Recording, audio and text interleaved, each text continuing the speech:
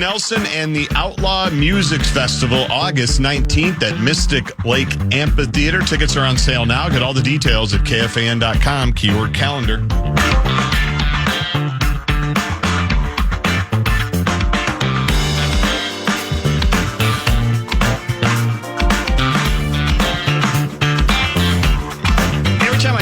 Nelson, I have it back in my head that HBO Real Sports story that I think it was Bryant Gumbel did, where he went to the Don Nelson Maui compound, and talked about the card game. I think it was a weekly kind of a thing or close to it, where it would include a number of celebrities, including Don Nelson, including Willie Nelson, and just to get around the table and just. Some of the stories that were told from that, because that Gumbel went, yes, right, as I recall it. Yes. It was a great story. Yes. It's an unbelievable story. Because Don Nelson now is like essentially a marijuana farmer. That was a big part of the story. That's true. Why he and Willie are tight. Maui Wowie. But you know the best story from that table, the guy that died, right? The dead Remember guy. that one? The dead guy who, at least according to their story, they all knew, they were all very philosophical about the fact that they all were of advanced age. And they allegedly made an agreement that, look, it's possible that one of us is going to go right here at the poker table. Right here at the table that we're all sitting on. And if that happens, we say a few kind words and then we're going to keep playing. Shuffle up and deal. And that allegedly is what happened. I don't remember who died. I don't either. But somebody did, and they just kind of moved him over and, gave him last rites. And they said, how many cards? Ante up. Ante up, basically, yeah. Pot slight. Whether it's true or not is a very good story. 651 guy writes, but what about the first place Twins? Dan, I'm glad you reminded me of that. We started the show demanding those of you, those frauds out there who've been actively rooting against the Twins and against the Pohlads to apologize. Team sitting at 9-7. Nobody's got a better record in the American League, which I guess more than anything means that the National League right now we got a lot of cross-pollination. The National League is dominating at this point. A bunch of texts came in. See if I can get to them. 763 guy. Why don't you talk to that clown that's on before you? Did Common apologize? I don't know. Huh.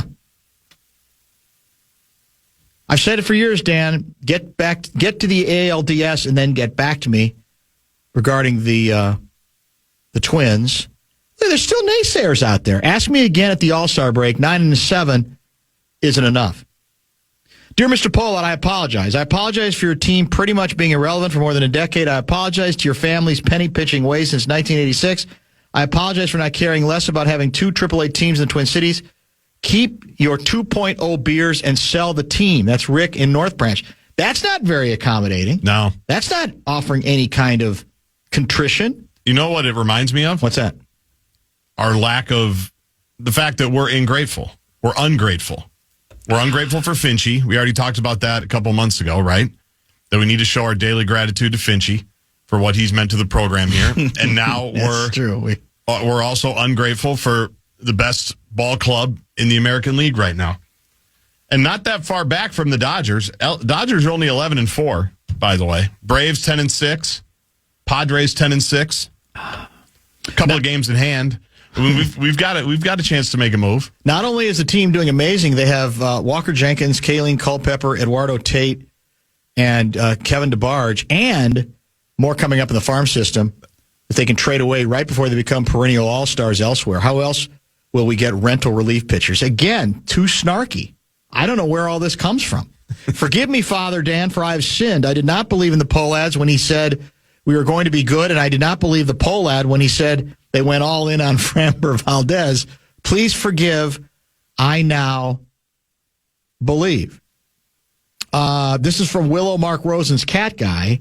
Pat Borsey called me a blank on Twitter when I implied his Pohlad fluff piece might be unpopular with fans. I would like to apologize not only to the Pohlads, but to the local media. Thank you for educating us on the intricacies of baseball and the struggles of the modern day baseball owner. Well, that's certainly been poorly covered in the last 4 or 5 months since Tom Pollard ascended. He's barely been quoted. We've barely seen anything from him about all the challenges that he has. So we hope those stories indeed keep coming. We get to a couple more. We had a bunch. If the Twins make the postseason, then I will apologize. Will they have enough filet mignon on a stick for all the walk-ups? What does that mean? Well, you asked about the walk-ups, if the ballpark is equipped to handle all the walk-ups. I would imagine the filet mignon on a stick is a callback to you thinking that there's too many options at the ballpark for food. That's how I'm piecing that together. What else is there? I had a couple others here. I don't know. I don't sense people are willing to own up to what they have said. You think you're so cool calling the poll ads cheap. You think it's so inventive and so cutting edge and gutty, blaming them for everything. You hold them responsible for the Middle East? Probably. There's some of you out there who do. It's almost like you can't look in the mirror and accept reality. And I think it's always good. I think it's always healthy to do that at some point. I think it may be on the front end hard to do. Because nobody wants to, say there's, that I was wrong. No one wants to say I was too, maybe I was too tough on the entire Pollad family. They've worked very hard for what they've done here. They've kept the field in very good shape. Drainage is still the best in baseball, bar none. There's been no, you could say, drop off they've continued to put money into the ballpark itself. They told us, Tom did, that it was going to be surprisingly good this year. Dan, they're on pace to win 90 games. 9-7, is that a 90-game pace? Don't ask me for that. Well, yeah, I guess it would be, because 9 times 10 would be 90. No, I'm not going to do this. I'm not going to do this. I'm not going to do this. What is the 9-7 pace? How many victories? You can AI that. Just ask, 9-7 pace gets you what record at the end of a baseball season? What does a 9-7 pace get you? Yeah, I mean that should be in there, shouldn't 162 games. Dan, you really think the Twins are going to be there in September? Fool's gold. This might be my favorite text. The sample size is too small. See, that's ball guy talk, apparently. That's the way ball guys think. Who says it's too small? Who says this isn't is it a harbinger of things to come? Gina from Bemidji, $2 beer is in my glass. The Pollads can come and kiss my ass. There's so much I can't see the grass. Dallas and Denver in 5. Wow. 9-7 is a 91 win season. What's wrong with that? Who predicted 91 wins this year? I suppose somebody's going to text me soon and say we had a 13-game winning streak last year too. Dan, why should I have to apologize for anybody yet? 612 guy writes, JG, tell Dan he's going to have to work a little harder at selling the bit. Maybe they can tell my heart isn't completely I haven't detected a sarcasm font. Not at all. Not for me. That's for sure. The sample size is too small, or the real problem was the Dalai Lama. Wow. I mean, he's not infallible. Is that the right word? When we won our 13 in a row, at the end of the 13-game winning streak, will you look up what our record was? What was our record after we won 13 in a row? I want to say, wasn't that a little later in the season? Was it May or June? Was it pretty early again? It was later than this, but it wasn't too much later. Yes, I will do that here momentarily. Pulling up the Twins from last season, so it's going to take a minute. Okay, that makes sense. I understand that. I don't mean to take a cheap shot at Shelty, but 100% torn, sitting there saying, look, all we needed to do is fire Baldelli and hire from the great organization, the Pirates. You had the math right. 90 victories. Just missed the last 3 minutes due to tornado warning in Goodhue County. I think we might have to take Polad's. I guess I read that wrong. Let me reread it. Just missed the last 3 minutes due to tornado warning in Goodhue County. I think we might have to take Polad's off the bounty, Wolves in 5. So he did just 2. Usually it's 3 or 4. Right. But they were longer, so that's how I think he compensated. We were 26-20 after a 7-0 win over Milwaukee for our 13th straight victory. That was Saturday, May 17th. 26-20? Yep. We started the winning streak on May 3rd. So that was later in the year than this, then. Yeah, a couple of weeks is when we started it. May 3rd with a 4-3 win at Fenway, and then we won for 2 straight weeks. 26-20 was our record. It's good to know. All right, let's get a pause in here. Keep the texts coming. Keep the snark coming and the sarcasm coming. News on the march will continue, as far as I'm concerned, with the greatest newspaper scoop I've ever heard of. And I never heard of it until just the last several days. Don't go.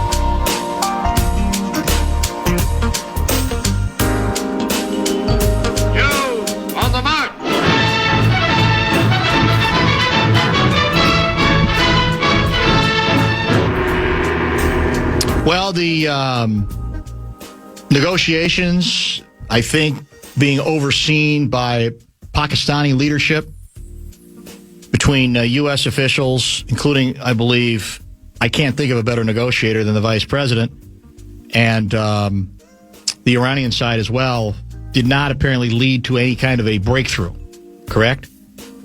And that doesn't necessarily yet mean we're going to start bombing. It does appear that the U.S. blockade of the Strait of Hormuz has taken effect, correct? More than 15 U.S. warships will support the operation, according to a senior official. This is a Wall Street Journal news roundup on it. An advisory to mariners from UK Maritime Trade Operations, which is affiliated with Britain's Royal Navy, said maritime access restrictions were being enforced for Iranian ports and coastal areas along the Persian Gulf, Gulf of Oman, and parts of the Arabian Sea. I did see President Trump's ordered to blockade Iranian trade through the strait, and Tehran's promise to continue to choke the strait are leaving global energy markets in even deeper trouble than they were just days ago. It isn't clear how ships can satisfy both U.S. and Iranian conditions. I have heard a couple of experts believe that it may be that the Iranians blink eventually on this one. How quickly, we don't know, because of the ramifications of this, if in fact the blockade does indeed go through. So I don't know if we're necessarily at square one. We're still not in a very good place, given the Strait of Hormuz situation, that's for sure.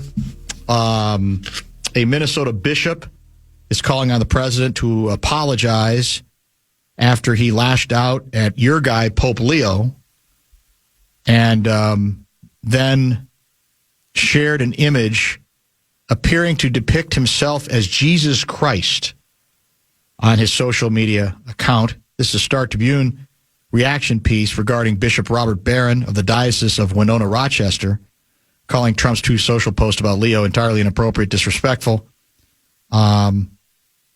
adding that they don't contribute at all to any constructive conversation.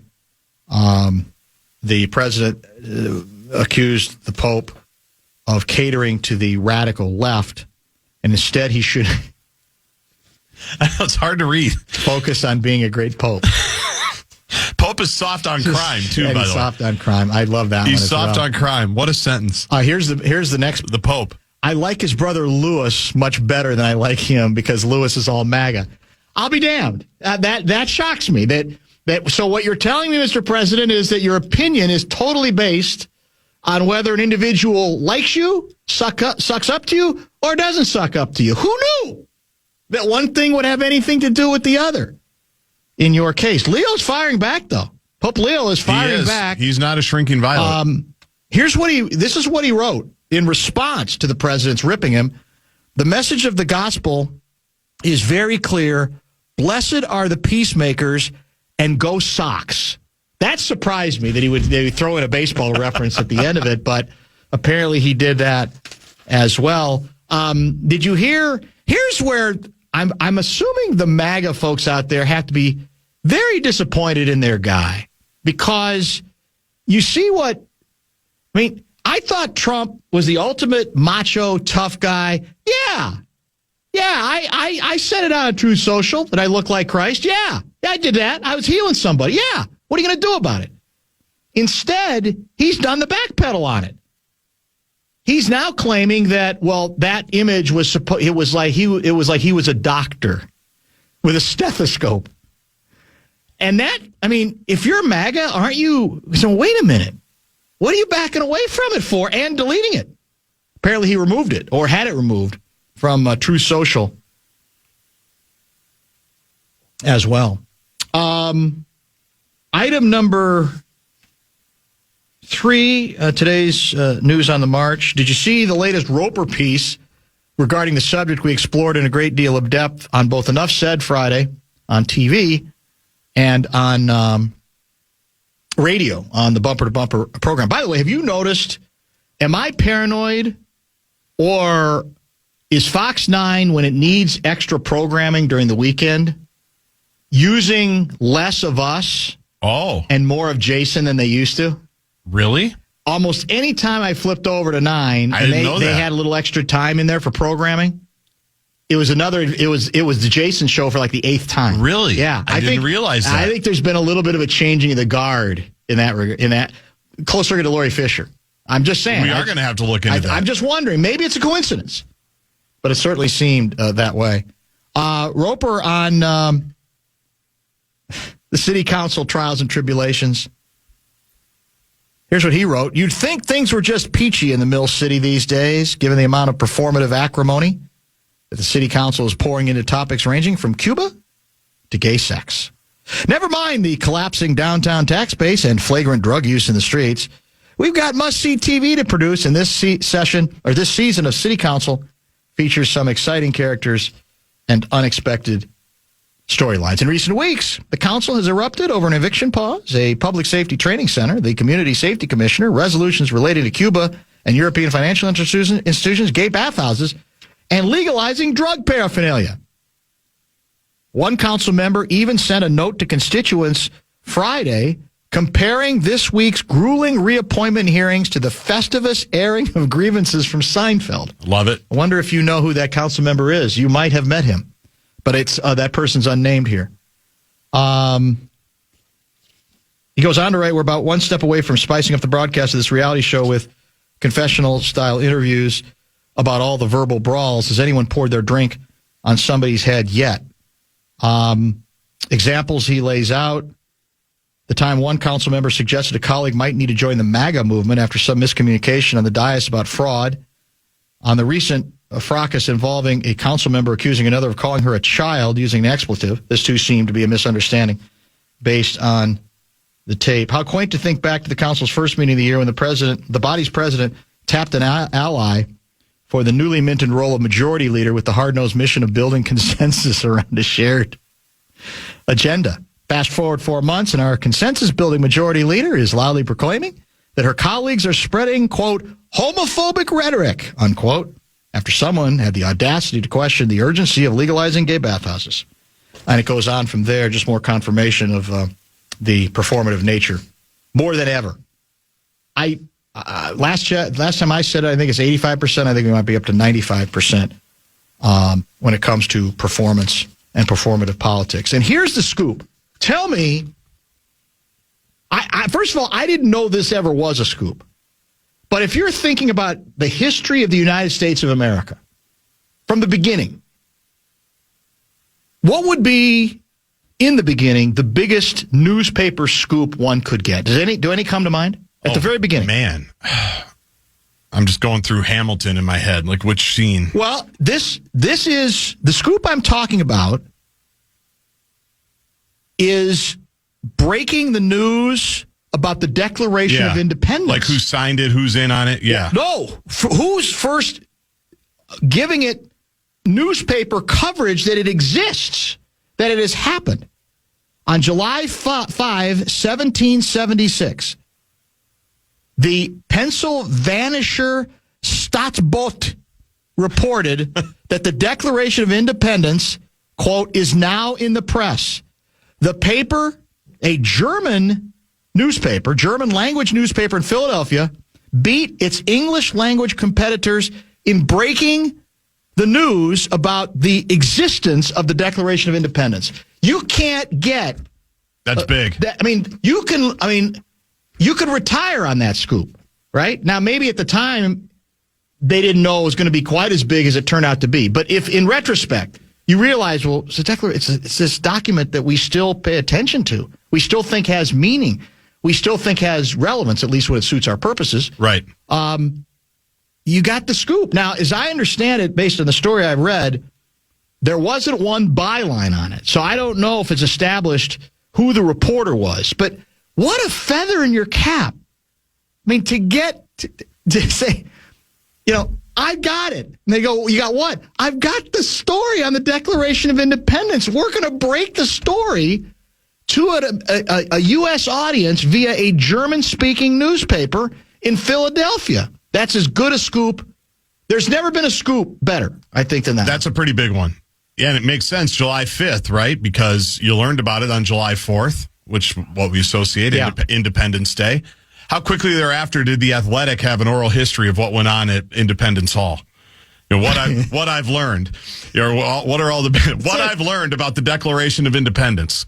I hope when I read a little more about this that we find out that, because I think back in those days, if you go back and look at those newspapers, they didn't have a lot of bylines. It was just sort of like there was somebody, maybe a rewrite man, who wrote it. And then even then, there was no name at the top. It was just, here's the start of the story, or here's the start of the scoop. But presumably, somebody got a hold of it.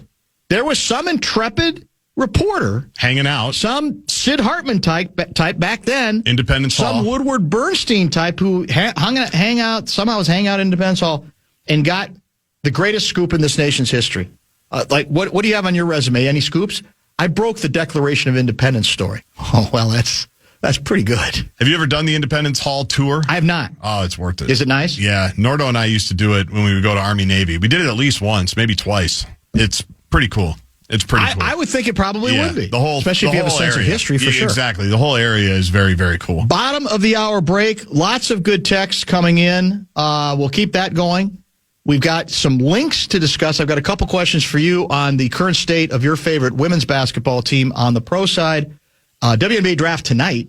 For now, the Lynx have the number 2 overall pick. Will we try to move up to 1? That's among the rumors. Well, actually, no, I might have made that one up. That, top 5 at 5 yet to come. Johnny Athletic at 5.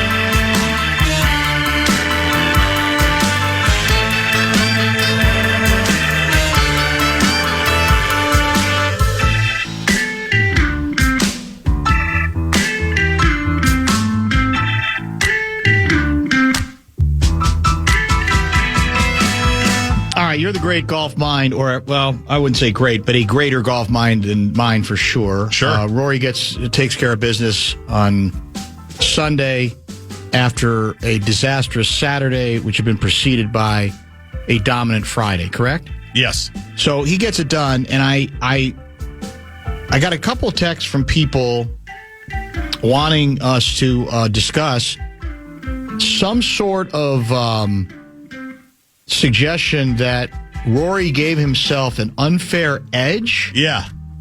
By practicing in the week at Augusta. Yep. In the weeks leading up to the Masters.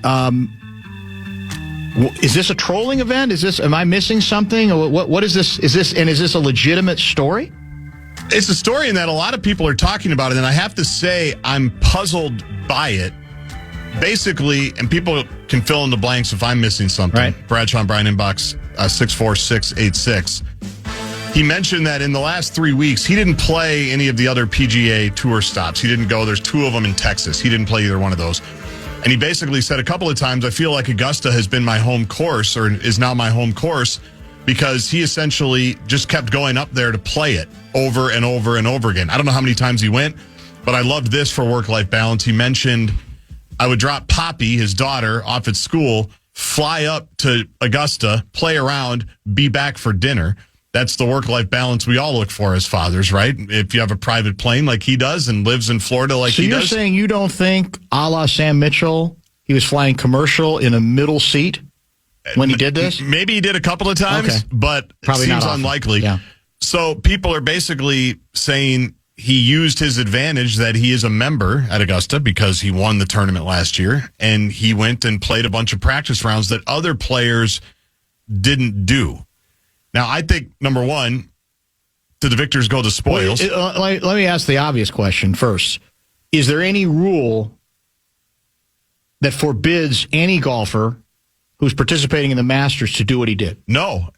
Case closed, right? That ends it. That's where I was getting to. In fact, what I learned today is once you are invited to play the Masters and you get the card that says you're in, you can go anytime and play. You can get yourself ready and play. Even if you've never played there before, even if this is the first time you've qualified for the Masters, apparently once you get the invite, you can do exactly what Rory did. It's very strange to me that people are taking offense to this. It's ridiculous. Yeah, it hasn't made much sense to me. Does this fall under the same classification of golf is the one self-monitored sport where we have an endless array of deans of discipline, of self-appointed umpires that are say, well, no, golf's different. We've got a lot of written rules and unwritten rules, and we're, by God, if you're going to play my game, you're going to abide by all of them, and if you don't, I'm going to call you out on it. That this game is different from all the other games because this makes absolutely what a waste of time. You're right, because I remember over the years. You'd get, Jim Nance would be there on a Sunday, not even at the Masters, but let's say Phil Mickelson's going to win something at Oakmont. And they said, and he came here 6 weeks ago, got a couple of practice rounds. We used to hear it all the time, like when we'd have events here at Hazeltine. Not so much Ryder Cup, but when they would have the PGA Championships here that, somebody would have flown in during the summer to play a practice round a month before just to do it, just to get a look at it. I feel like it happens all the time. I feel like you're not doing your due diligence as a professional golfer if you're not taking the opportunity to do that, especially for the majors. So this has been a strange one for me. Yeah, this makes. I keep waiting, like if there's another part of the story that you're missing or I'm missing. I don't think there is. But if this is it, honestly, what you're back to having. You got too much time. You got to stop. Basically, trying to play, like I said, the dean of discipline for the game of golf. And it is one of those sports where, people will call in stuff from home that then they see cheating, that they think rules violations, rules violations, whatever the case may be. And in this one, unless somebody can give us more information, there is no rule that was violated.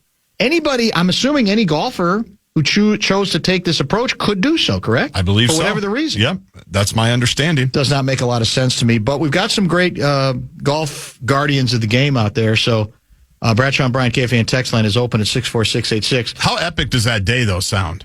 Where you drop your daughter off at school, and say, I love you, honey. We'll see you after school. You get in your plane, you go out play Augusta National, maybe have a snack, maybe have a quick bite at the turn. Get back in your plane and you're home. Like, that's like a dream. That's unbelievable. It's, I'm looking at PGA Pro on Twitter. Yes, there's a number of rounds that ANGC will say no for me to go by myself and play by myself. That number is probably a little lower for me than a guy like Rory. Probably true. So my point is then again, if it's about name recognition, there are a lot of people I would think who'd be able to do it. And I don't even know if that has anything to do with it at all. Not an advantage. Anybody could have skipped any one of those tournaments and practiced like he did. Players who were invited to the Masters are allowed to play it ahead of the competition. There you go. I mean, I don't even know. But this has been written about. It's been a huge talking point. Do we know where it originated? I mean, was there like a prestigious golf writer who started down this road with the allegation that there's something that smells a little bit about this because of all the time he had practicing at Augusta? Yeah, I don't know that. I don't know where it originated. It's just people got too much time in their hands, man. That's bizarre. All right, I'm going to give you an opportunity here to show your NBA acumen. Okay. My NBA acumen? NBA acumen. We're going back to the NBA. Last night, or it may have been late afternoon, I don't remember the exact time, the Orlando Magic played in Boston. And the Magic had something to play for. If they win the game, I think they finish 7. So that's an obvious advantage in the play-in, right? Because then you're hosting a game. Right. They're in Boston to take on the Celtics. I'm going to ask you to be honest about how many of these players that the Celtics used in their rotation to beat the Orlando Magic last night you can name or you can identify. Can I get my 2 wild cards out of the way? Yes. Because one of them's got to be Luka. You got that one. I figured Gaardsy. And by the way, 27 points. Yep, he was cooking. His plus minus with 13. He was 10 for 18 from the floor, 12 rebounds. That's Luka Garza. Even an assist. Yeah. Luka. Does Josh Minot still play for them? Did he play last night? He did not. I don't even think. No, he's with Brooklyn now. Oh, that's right. They traded him again. You might be able to get one other one. The name is Ron Harper Jr. Yeah. And you got that advantage because it's Ron Harper. Yep, and he played at Rutgers. And what did he have? It looks like he had, he was over 20 points as well. Here are the other players who played and in some cases starred for the Boston Celtics last night. Baylor Shireman, who was only 6 for 14 from 3 and 8 for 20 overall, scored 30 points. By the way, that's their front court. Their front court of Garza, Harper, and Shireman. Well, actually, no. Shireman, I think, was an outside shooter. But those 3 players combined for 84 points. In addition, Jordan Walsh, somebody named Max Shulga. Yep, don't know either of those. Dalano Banton played 37 minutes. Amari Williams played 10, and somebody named John Tanji played 30. John Tanji, we know he was Wisconsin Badger. That's true. The Badger part. Committed to, actually, he played for Nico at Colorado State, then was going to transfer to New Mexico. Patino had him committed for a day, sent me the graphic that they had for John Tanji, and he ended up having a great career with the Badgers. There might be, the Celtics are easily the best story in the NBA this season. It's been true for months. But this might have just underscored it, right? Absolutely nothing to play for. They just throw out whoever they have left, and they're playing a team with everything to play for, and the Celtics won the game. It is astonishing. And for the record, the Celtics, with the victory, finished 56-26. 56-26 in a year that was supposed to be a gap year for them. That's what they kept calling it. Or a semi-gap year, right? I don't know that the Orlando head coach is long for this world after that point, but a fairly stunning operation. And as I said, Luka, 38 minutes, 27 points, including 3 3-pointers. He's got that as well. Absolutely. I had no idea who half the Timberwolves were last night. Well, I'm with you on that. Where do we get them? Iowa, I would imagine. We just called them up. Well, it's very cool for them. Well, you know what? Somebody said that's the new way around the league to tank. The new way is You just bring all your minor league guys up and you let them play hard, knowing that realistically, well, except for the case of the Celtics, that it's not going to be enough to win anyway. Yeah, or the Nuggets. But you can't, there are players. They're just our minor league players. We're throwing them out there. We're just giving them some time to take a look at them. And you pretty much know that it's going to ensure another loss if that's what your goal is to lose another game. Which, sadly, in the case of many teams, that was the case. In fact, let me get real quick. We have time. The NBA standings for one other reason that we need to discuss since we're on the subject right now.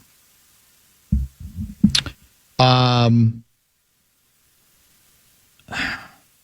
you have a pen? I do.